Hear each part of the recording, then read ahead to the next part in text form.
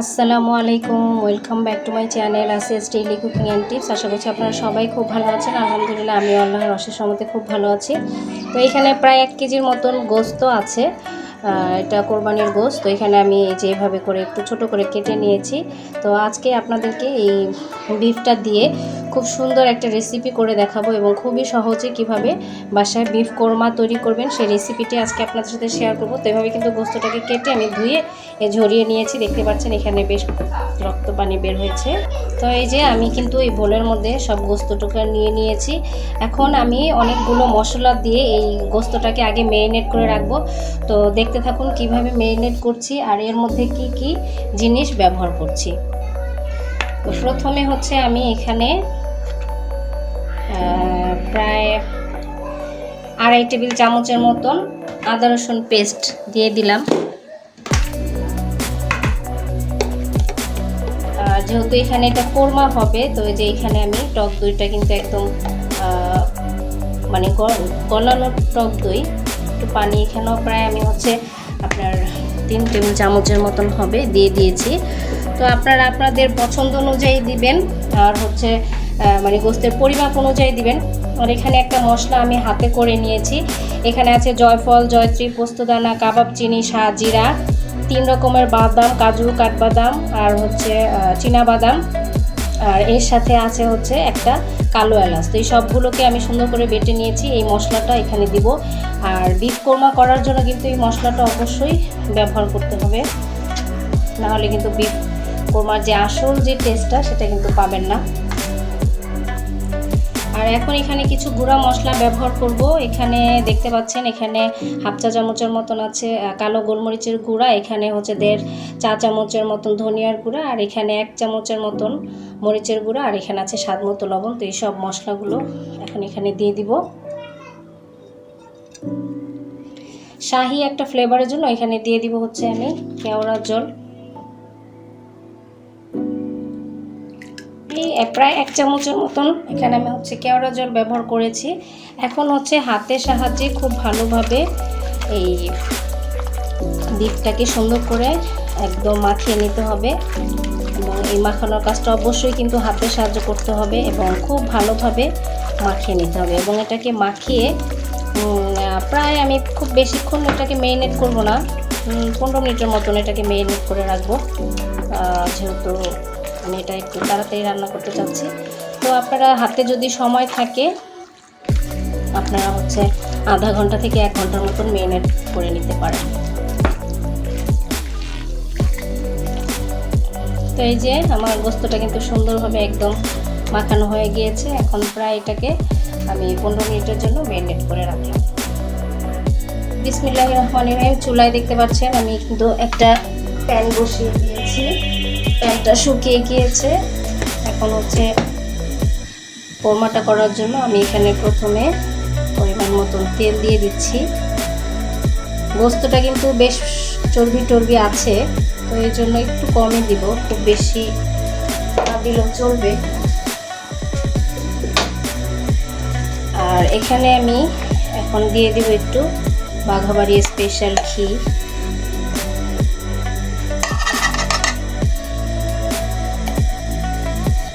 কোরমা মানে তো একটু শাহি শাহি ফ্লেভার থাকবে, তো এই জন্য আমি শুরুতেই একটু ঘি দিয়ে দিলাম। তো ঘিটা গলে আসলে এরপরে আমি এর মধ্যে গোটা মশলাগুলো দিব। তেলটা গরম হয়ে গিয়েছে। এখন হচ্ছে এখানে গোটা মশলাগুলো এলাচি, দারচিনি, তেজপাতা, লবঙ্গ, এগুলো আমি তেলের মধ্যে আগে একটু ভেজে নেব। আর এটা একটু তেলের মধ্যে ভেজে নিলে সুন্দর একটা অ্যারোমা বের হবে। এখন এখানে প্রায় 1 কাপের মতন পেঁয়াজ কুচি দিয়ে দিলাম এবং পেঁয়াজ কুচিটা একদম লাল হওয়া পর্যন্ত আমি ভেজে নেব। লাল লাল করেই ভেজে নিতে হবে তোমার পেঁয়াজটা। এই যে পেঁয়াজটা কিন্তু একদম ব্রাউন করে ভেজে নিয়েছি। আর এখন হচ্ছে এই যে ম্যারিনেট করা এই বিফটা পুরোটা আমি দিয়ে দিব।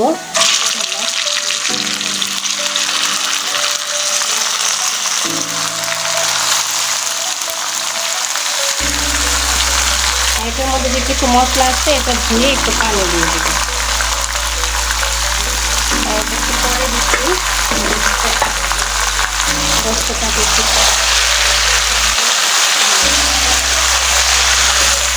নেড়ে চেড়ে ভালোভাবে বেরেস্তার সাথে মিশিয়ে নিতে হবে।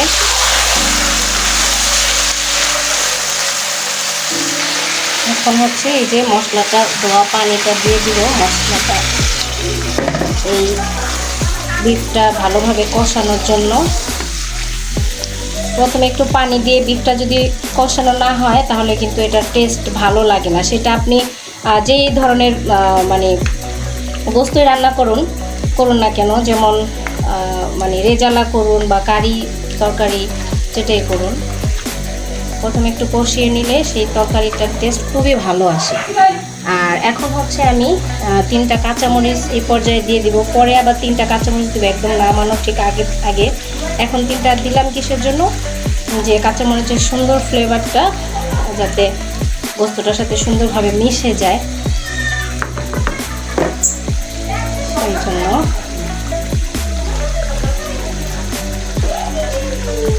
এখন ঢাকনাটা দিয়ে ঢেকে দিব ভালোভাবে যাতে সিদ্ধ হয়ে যায়। এই জন্য এই ছিদ্রটা আমি যে একটা লবঙ্গের সাহায্যে বন্ধ করে দিলাম, পুরো বাষ্পটা যাতে বের না হতে পারে।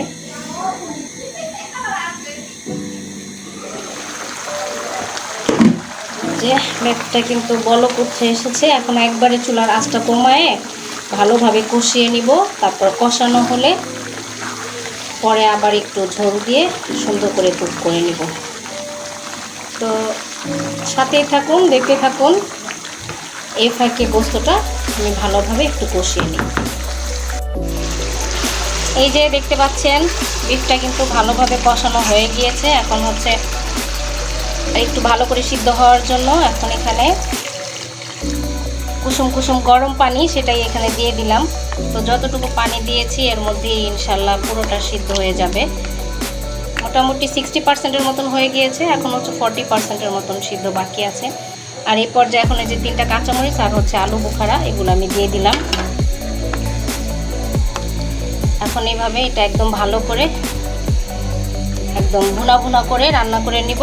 তারপর ফাইনালি আপনাদেরকে দেখিয়ে দিব। দেখতেই পাচ্ছেন মাশাআল্লাহ কোরমাটা কিন্তু হয়ে গিয়েছে। আর দেখুন মাশাআল্লাহ কালারটাও কিন্তু অনেক সুন্দর এসেছে। পরিবেশন করে দেখিয়ে দিচ্ছি। এই যে তৈরি হয়ে গিয়েছে দারুণ মজার বিফ কোরমা। আশা করছি আজকের রেসিপিটি আপনাদের কাছে ভালো লাগবে। যদি ভালো লেগে থাকে অবশ্যই কিন্তু লাইক, কমেন্ট, শেয়ার এবং সাবস্ক্রাইব করতে ভুলবেন না। আর নতুন করে যারা আমার চ্যানেলটি ভিজিট করবেন অবশ্যই কিন্তু সাবস্ক্রাইব করে পাশে থাকা বেল আইকনটা প্রেস করে রাখবেন। এতে করে যখনই নতুন কোনো ভিডিও আপলোড করব সবার আগে আপনার কাছে নোটিফিকেশন পৌঁছে যাবে। আর এভাবে বিফ কোরমাটা তৈরি করলে কিন্তু পোলাওর সাথে পরোটার সাথে খুব সহজেই কিন্তু মজা খাওয়া যাবে। আর বাচ্চা বড় সবাই কিন্তু এটা খুবই পছন্দ করবে। তো দেখে নিশ্চয়ই বুঝতে পারছেন এটা কতটা লোভনীয় হয়েছে। আর এটা খেতেও মাশাআল্লাহ অনেক মজা হয়েছে। তো সবাই ভালো থাকবেন, আমার জন্য দোয়া করবেন। নতুন ভিডিও দেখার আমন্ত্রণ জানিয়ে বিদায় নিয়ে নিচ্ছি আজকের মতো এখানে। আল্লাহ হাফেজ।